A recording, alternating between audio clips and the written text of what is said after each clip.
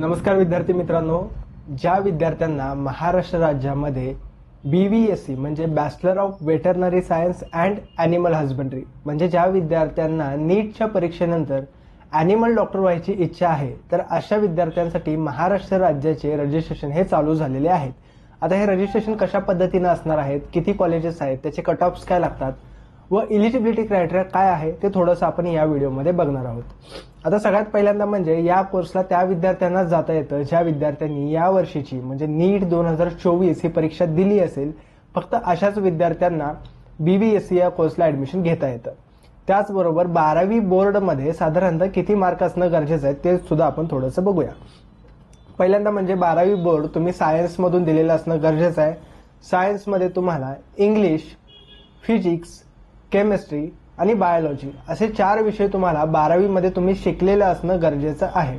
त्याचबरोबर जर तुम्ही ओपन कॅटेगरीमध्ये असाल तर फिजिक्स, केमिस्ट्री, बायोलॉजी आणि इंग्लिश असे 4 विषय तुम्हाला असणार आहेत 400 मार्कासाठी.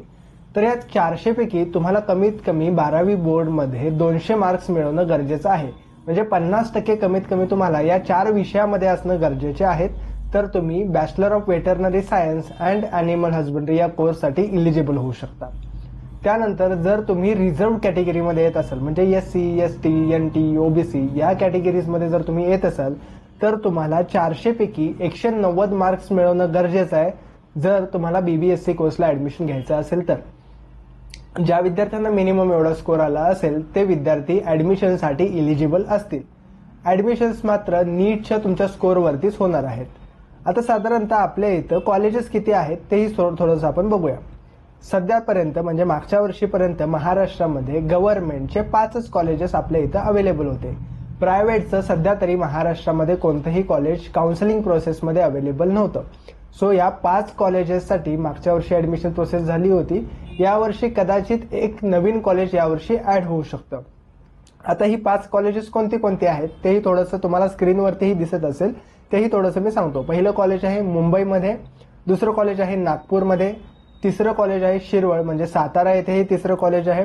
त्यानंतर परभणी आणि त्यानंतर उदगीर म्हणजे लातूर येथे हे 5वं कॉलेज आहे. अशा या 5 कॉलेजेससाठी दरवर्षी काउन्सिलिंग प्रोसेस घेतली जाते.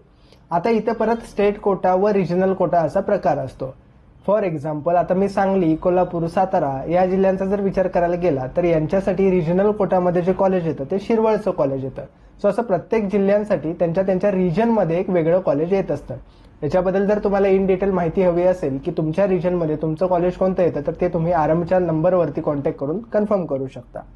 त्याचबरोबर मागच्या वर्षी आता मी साधारणतः लास्ट इयरचा फर्स्ट राऊंडचा कट ऑफ हा तुमच्या थोडंसं इन्फॉर्मेशनसाठी घेतलेला आहे की जनरली दरवर्षी जर तुम्हाला बॅचलर ऑफ वेटरनरी सायन्स कोर्सला ॲडमिशन घ्यायचं असेल तर काय कट ऑफ्स मागच्या वर्षी लागले होते हे मी थोडंसं सांगतो. आता इथं बरेचसे स्पेशल रिझर्वेशन सुद्धा असतात. म्हणजे ज्या विद्यार्थ्यांच्या पालकांची शेती असेल व त्यांच्याकडे शेतकरी असल्याचा दाखला असेल तर त्यांच्यासाठी एक वेगळं रिझर्वेशन असतं. जर तुम्ही डिसॅबिलिटीमध्ये येत असाल तर डिसॅबिलिटीच्या विद्यार्थ्यांसाठी वेगळं रिझर्वेशन दिलेलं आहे. जर तुम्हाला ऑर्फन कॅटेगरीमध्ये जर तुम्ही येत असाल तर वेगळं रिझर्वेशन असतं.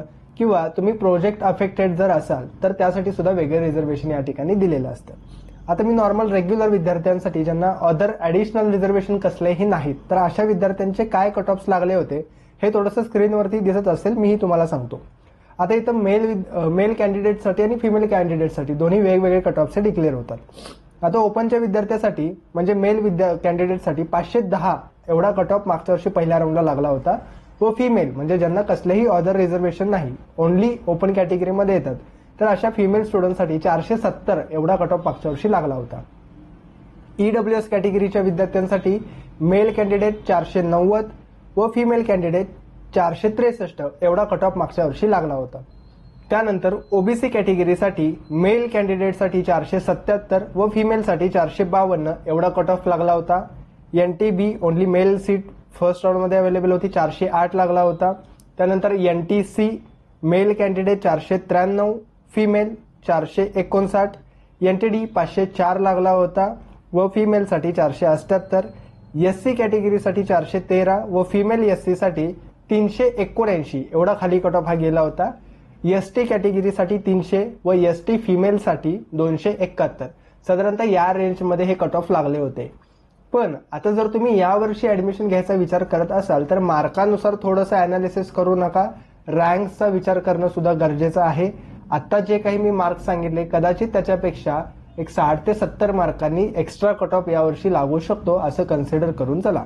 त्याचबरोबर ज्या विद्यार्थ्यांना रजिस्ट्रेशन करायचं असेल त्या विद्यार्थ्यांकडे कॅटेगरीचे सगळे डॉक्युमेंट्स असणं गरजेचं आहे. फॉर एक्झाम्पल ओबीसी, एनटी या कॅटेगरीचे विद्यार्थी असतील तर caste certificate, caste validity, non creamy layer, SC ST साठी caste certificate, caste validity, domicile certificate, तुमचं नीटचं स्कोर कार्ड, 10वीचे 12वीचे मार्कशीट, ह्या सगळ्या गोष्टी तुमच्याकडे असणं गरजेचं आहे व तुमचा व्हाईट बॅकग्राऊंडचा फोटो, ह्या सगळ्या गोष्टी तुमच्याकडे असतील तर तुम्हाला येत्या 7 जुलैपर्यंत रजिस्ट्रेशन करायची वेळ ही दिलेली आहे. रजिस्ट्रेशनसाठी ओपन कॅटेगरीच्या विद्यार्थ्यांना 1000 रुपये एवढी ऍप्लिकेशनची फीज आहे व जे विद्यार्थी रिझर्व्ह कॅटेगरीमध्ये येतात म्हणजे ज्यांना रिझर्वेशन आहे अशा विद्यार्थी 700 रुपये पे करून ऑनलाईन काउन्सिलिंग प्रोसेससाठी रजिस्ट्रेशन हे करू शकतात.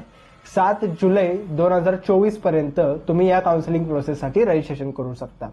या व्यतिरिक्त तुम्हाला काही माहिती हवी असेल तर आरंभ करिअरच्या हेल्पलाईन नंबरला कॉन्टॅक्ट करा व अशाच इन्फॉर्मेटिव्ह व्हिडिओसाठी आरंभ करिअर ॲडवायझरच्या यूट्यूब चॅनलला सुद्धा सबस्क्राईब करा. थँक्यू.